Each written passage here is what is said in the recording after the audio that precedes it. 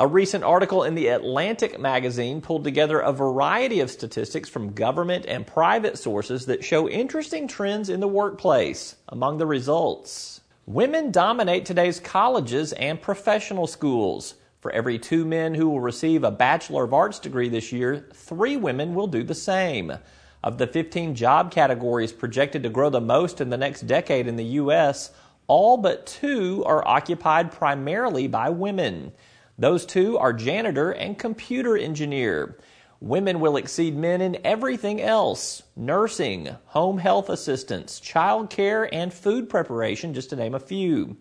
Women now hold 51.4% of managerial and professional jobs, up from 26.1% in 1980.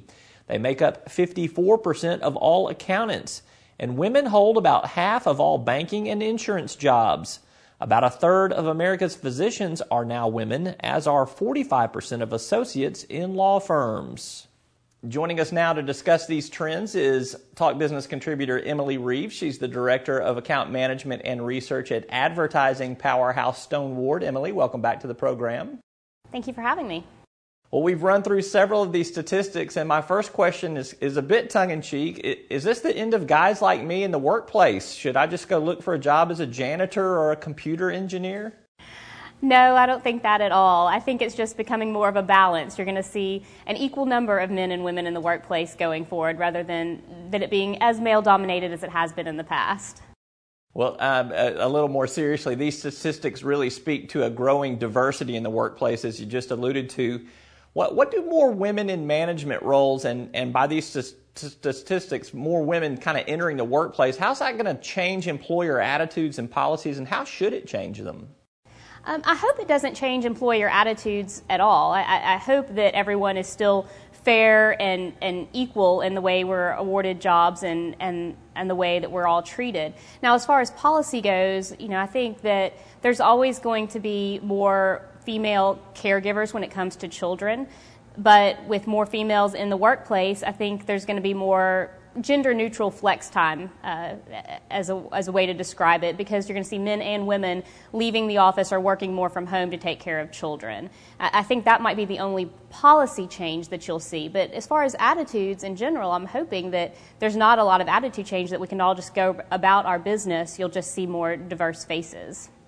That's a good point. I asked this question more from a generic or a stereotypical position, maybe, if you'll forgive me, but according to the research, what do men seem to be better at in management and workforce roles, and what kind of strengths do women seem to possess more of? I'm not sure that it's about strengths based on gender, but just different approaches to accomplishing the same task and how that might affect the people in the workplace a little bit differently. When it comes to leadership, for example, men might be more overtly aggressive, or they tend to be more overtly aggressive, whereas women tend to be more collaborative in their approach to leadership and getting a job done. Both accomplish the task, you're just seeing things done a little bit differently. The other thing that we're seeing in the workplace in general is that attributes that are more valuable right now are things like social intelligence, open communication, an ability to focus on the task at hand. And these are things that have typically been more strengths that are associated with women, but they're not things that men don't have. You're just seeing them brought up in their level of importance in the workplace, and that's probably attributable to more women working in the workplace. And so you'll see men starting to express those attributes as well as women because of their importance now. I thought it was very interesting that while we've seen this trend of more women in the workforce and workplace growing for some time, the ranks of top company leaders or CEOs is still very disproportionate, yet income-wise it can be very lucrative. Kind of what do the numbers say, and does this have you eyeing your boss's job? Well, the numbers say that 3% of Fortune 500 companies have a woman as a CEO.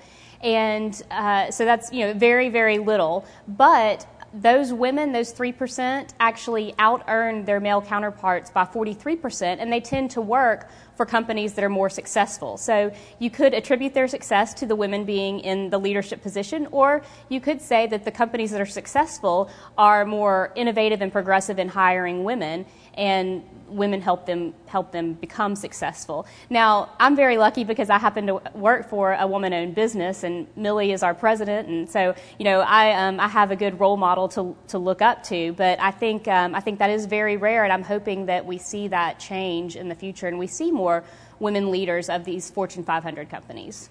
Oh, we'll make sure Millie sees this interview, so in case your annual review is coming up.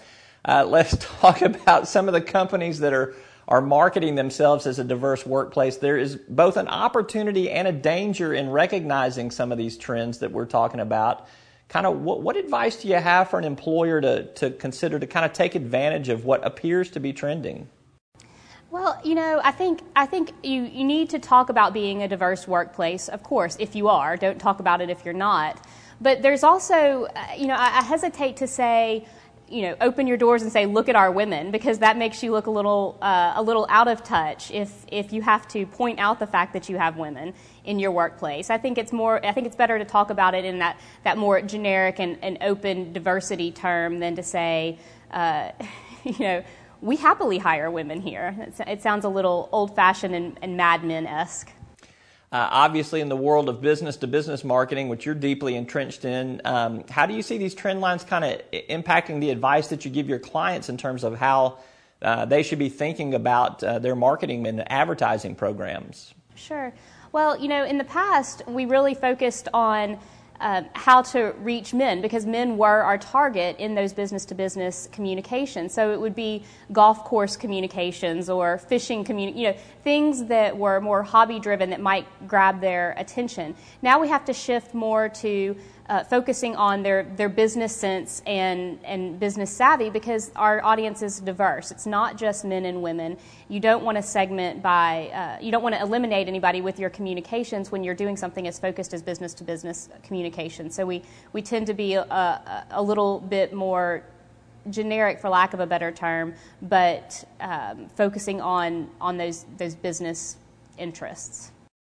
All right, she is Emily Reeves. She's the Director of Account Management and Research at Stone Ward Advertising. She's a Talk Business contributor on advertising, social media, and much, much more. You can check out her thoughts at her insightful blog, MsAdverthinker.com. Emily, thanks for being with us. Thank you for having me.